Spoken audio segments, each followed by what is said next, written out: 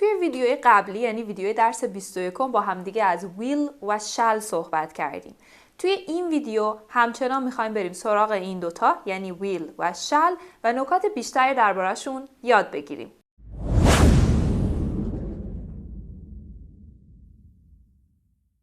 سلام، مهدیه نوری هستم. به کانال یوتیوب من خوش اومدین. توی این ویدیو با هم میخوایم بریم سراغ درس 22 از کتاب Grammar in Use.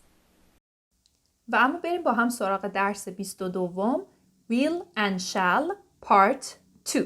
بریم سراغ بخش دوم will و shall. Part A. We do not use will to say what somebody has already arranged or decided to do. ما از will توی این شرایط استفاده نمی کنیم. چه شرایطی؟ این که بخوایم بگیم یک کسی از قبل برای کاری برنامه ریزی کرده یا تصمیم به انجام کاری گرفته. مثالش رو ببینین. Lisa is working next week. شما نمیتونین اینجا بیاین بگین Lisa will work. برای اینکه اون تصمیم گرفته از قبل که هفته دیگه میخواد کار کنه. پس ما اینجا میایم از حال استمراری استفاده میکنیم چون یه تصمیم قطعی گرفته. Are you going to watch TV this evening? Not will you watch. بازم اینجا نمیتونیم بیایم از will استفاده کنیم به خاطر اینکه یه تصمیمه. تو تصمیم داری که امروز از تلویزیون نگاه کنی، پس وقتی کسی تصمیم به انجام کاری رو گرفته شما نمیتونید از will براش استفاده کنید. حالا از اون حال استمراری یا از to be going to استفاده میکنیم. که خودش هم اینجا نوشته یونیت های 19 و 20 یعنی 2 تا ویدیوی قبلی رو اگر خواستید میتونید یه بار دیگه برگردید و نگاه کنید. We use will to say what we know or believe about the future. ما از will استفاده میکنیم که بگیم باورمون درباره آینده چی هستش یا یه چیزی که درباره آینده میدونیمش. Not what someone has already decided. نه چیزی که راجع بهش تصمیم گرفتیم. تو این شرایط نمیتونیم از will استفاده کنیم. این همین 2 تا مثالیه که الان اینجا گفتیم. وقتی میخوایم بگیم یه چیزی رو درباره آینده میدونیم اونجاست که از will استفاده میکنیم. بیایم مثالاشو با هم دیگه ببینیم. Kate has her driving test next week. کیت هفته دیگه امتحان رانندگی داره. Chris and Joe are talking about it. کریس و جو دارن درباره این موضوع الان صحبت میکنن. Do you think Kate will pass? فکر میکنی کیت امتحانش رو پاس میکنه؟ Yes, she's a good driver. آره اون راننده خوبیه. She'll pass easily. اون به راحتی امتحانش رو پاس میکنه. Joe believes that Kate will pass the driving test. جو باور داره که کیت امتحانش رو پاس میکنه. He is predicting the future. Predict یعنی پیش بینی کردن. اون داره آینده رو پیش بینی میکنه. When we predict the future happening or situation, we use will or won't. ما وقتی داریم پیش بینی درباره آینده انجام میدیم از will و یا won't استفاده میکنیم. won't همون will not هستش که کوتاه شدهش میشه won't. خب بریم حالا مثالای بیشتر بخونیم با هم. They've been away a long time. اونا خیلی مدت زمان طولانیه که خونه نبودن. When they return, they'll find a lot of changes here. اونا وقتی که برگردن کلی تغییرات اینجا میبینن. Where will you be this time next year? سال دیگه این موقع کجایی؟ I'll be in Japan. من ژاپنم. That plate is hot. اون بشقاب داغه. If you touch it, you'll burn yourself. اگه لمسش کنی، اگه بهش دست بزنی خودتو میسوزونی. Anna looks completely different now. آنا الان دیگه تقریبا یه آدم متفاوت به نظر میاد. You won't recognize her. ببینیش نمیشناسیش. When will you get your exam results? کی نتیجه امتحاناتو میگیری؟ اینا همه prediction و پیشبینی درباره آینده هستن. واسه همینه که اومدیم از will و یا won't استفاده کردیم. خب حالا بیایم مقایسه کنیم. I think James is going to the party on Friday. I think James will go to the party on Friday. ببینیم تفاوت این دوتا با همدیگه چیه. هر دو جمله درباره آینده هستن. اما وقتی میگیم I think James is going to the party on Friday, I think he has already decided to. یعنی برنامه‌ش رو ریخته و قصدش رو کرده. اما وقتی میگیم I think James will go to the party on Friday, یعنی I think he will decide to go. یعنی فکر کنم که بعداً تصمیم به انجام این کار بگیره. پس going to و present continuous برای کارهایی که شما قبلا راجع بهشون برنامه ریختین، اما will کاریه که میخواین راجع به آینده پیش بینیش کنید و درباره آینده صحبت کنید. Part B. We often use will with. حالا ببینیم will رو با چی استفاده میکنیم. Probably. احتمالاً. I'll probably be home late tonight. من احتمالاً امشب دیر بیام خونه. I'm sure. من مطمئنم. Don't worry about the exam. راجع به امتحان نگران نباش. I'm sure you'll pass. مطمئنم که پاس میکنی امتحانو. I think. من فکر میکنم. Do you think Sarah will like the present we bought her? فکر میکنی سارا از کادویی که براش خریدیم خوشش بیاد؟ I don't think. منفیش. من اینطوری فکر نمی کنم. I don't think the exam will be very difficult. من فکر نمی کنم امتحان خیلی سخت باشه. I wonder. در عجبم. I wonder what will happen. در عجبم که چه اتفاقی خواهد افتاد. چه اتفاقی میفته در آینده. After I hope, we generally use the present. اما بعد از I hope ما میایم از حال ساده استفاده میکنیم. I hope Kate passes the driving test. امیدوارم که کیت امتحان رانندگی رو پاس کنه. I hope it doesn't rain tomorrow. امیدوارم که فردا بارون نیاد.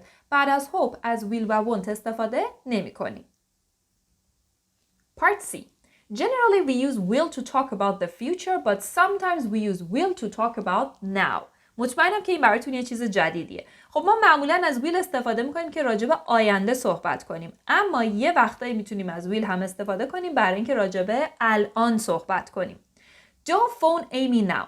الان به ایمی زنگ نزن. She'll be busy. اون سرش شلوغه. She'll be busy now. یعنی الانه که سرش شلوغه. این هم یه استفاده جالبی برای will که درباره الان استفاده میشه. و اما part D. Normally we use shall only with I and we. ما shall رو با دو تا فاعل I و we استفادهش میکنیم. You can say میتونین بگین I shall or I will کوتاه شدهش I'll. We shall or we will کوتاه شدهش will. I shall be late this evening. It means I'll be late this evening. هر دو به معنی اینه که من امشب دیر میام خونه. We shall probably go to France in June or will probably go. یعنی احتمالاً ما ماه جون بریم فرانسه. In spoken English we normally use I'll and will. ما توی صحبت کردن از این دوتا فرم استفاده میکنیم. از shall استفاده نمی کنیم. We'll probably go to France. ما احتمالاً بریم فرانسه. The negative of shall is shall not or shan't. شکل منفی برای will گفتیم won't. برای shall not و یا shan't. I shan't be here tomorrow. It means I won't be here. من فردا اینجا نیستم.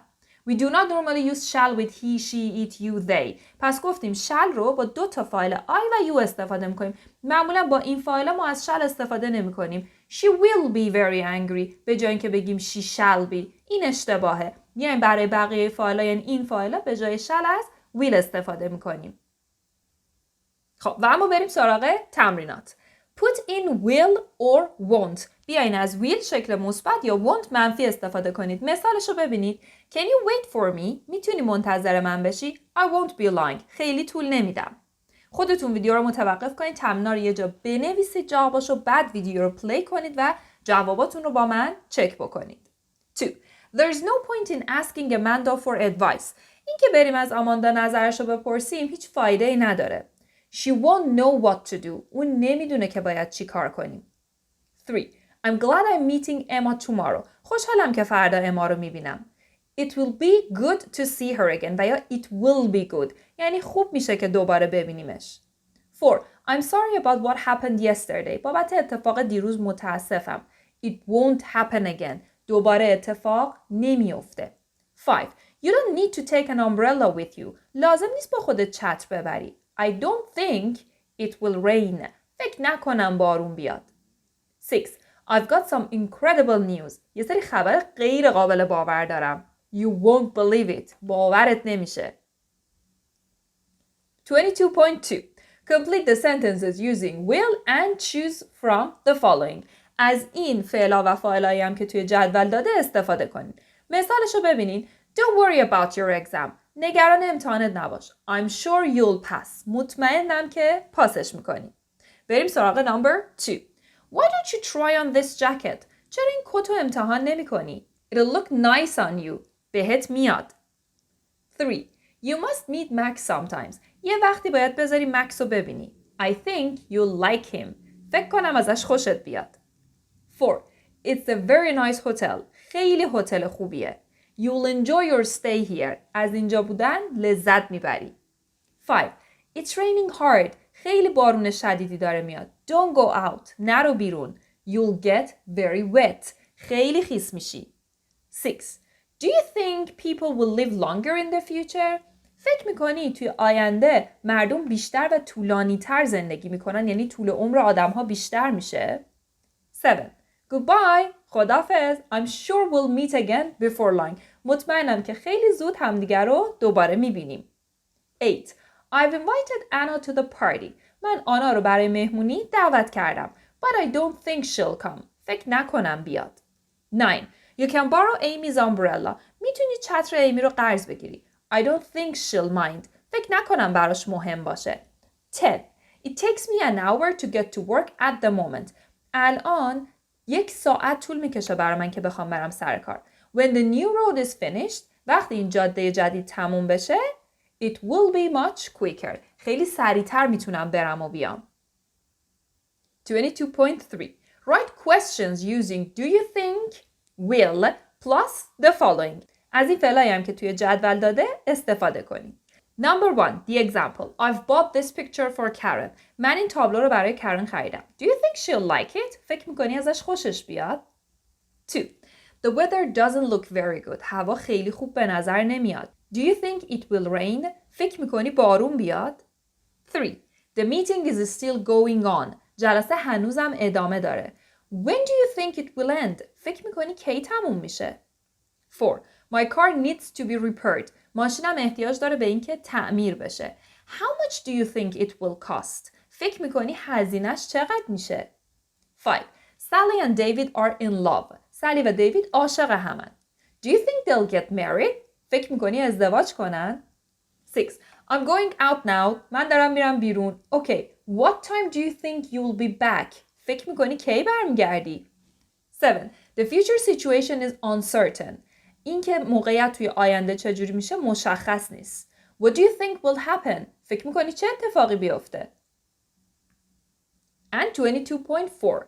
Where do you think you will be at these times? شما فکر میکنین توی این زمانایی که داده شده کجا هستین؟ Write sentences about yourself. یه سری جمله درباره خودتون بنویسین. I'll be یعنی من خواهم بود. I'll probably be احتمالاً خواهم بود. I don't know where نمیدونم کجا. مثالشو ببینین. Next Monday evening at 7:45. دوشنبه دیگه ساعت 7:45 عصر. I'll probably be at home. احتمالاً خونم. من جوابای خودم میدم اما شما جواباتون با جوابای من فرق میکنه. At 3 a.m. tomorrow I'll be at home in my bed. دیگه 3 صبح فردا من توی تخت خوابم خوابم. 3. At 10:30 tomorrow morning I'll probably be in the gym. احتمالاً فردا 10:30 صبح من باشگاه باشم. Next Friday afternoon at 4:15 I'll be in my friend's house. من جمعه ساعت 4 خونه دوستمم. This time next year این موقع سال دیگه I don't know where I'll be. من که نمیدونم کجا. اما 22.5 Which is better in these sentences? کدوم یکی از این دوتا عبارتی که داده برای هر جمله بهتره؟ Look at the example. Lisa isn't free on Saturday. لیسا شنبه وقتش آزاد نیست. She's working. برای اینکه چیه؟ یک کاریه که از قبل برنامه ریزی شده. تصمیم لحظه یا پردیکشن و پیش بینی درباره آینده نیست که بگیم همین الان ما اون کار انجام دادیم. پس she's working. Number 2. It was an amazing experience. تجربه خیلی جالبی بود. I'll never forget it. من هیچ وقت اینو فراموش نخواهم کرد. یه چیزی که تو لحظه داریم میگیم. برنامه ریزی نداره که. 3. Something very funny happened. یه چیز خیلی بامزه اتفاق افتاد. You laugh when I tell you about it. وقتی بهت بگم کلی میخندی. 4. I'm going to a party tomorrow night. من فردا شب دارم میرم مهمونی. چرا شد I'm going؟ به خاطر اینکه یه چیزیه که راجبش فکر کردیم، برنامه ریختیم و تصمیم گرفتیم. Would you like to come too? میخوای تو هم بیای؟ 5. Who do you think will win the game tomorrow? من در لحظه دارم نظر شما رو میپرسم و ازتون میخوام یه پردیکشن و یه پیشبینی درباره آینده بکنین. فکر میکنی کی بازی رو فردا میبره؟ واسه همینی که از ویل استفاده کردم. 6. I can't meet you this evening. من امروز بعد از ظهر نمیتونم تو رو ببینم. A friend of mine is coming to see me. یکی از دوستام داره میاد منو ببینه. برنامه ریزی شده است پس ویل نمیخوام. 7. Don't be afraid of the dog. از سگ نترس. It won't hurt you. بهت صدمه نمیزنه. 8. What will happen if I press this button? اگه من این دکمه رو فشار بدم چه اتفاقی میفته؟ حالا این جمله شرطی نوع اوله. بعداً با هم دیگه شرطی ها رو هم میخونیم. 9. Have you decided where to go for your holidays? تصمیم گرفتی واسه تعطیلاتت کجا بری؟ Yes, we're going to Italy. این دیگه بهترین اگزمپل و بهترین مثالشه. آقا ما تصمیم گرفتیم داریم میریم ایتالیا. پس نمیتونیم از ویل استفاده کنیم. خب اینم از پایان درس 22. توی دوتا درس 21 و 22 از ویل و شال صحبت کردیم. حالا وقتش رسیده که بریم سراغ ویدیوی بعد و نکته‌های گرامری بیشتری با هم یاد بگیریم.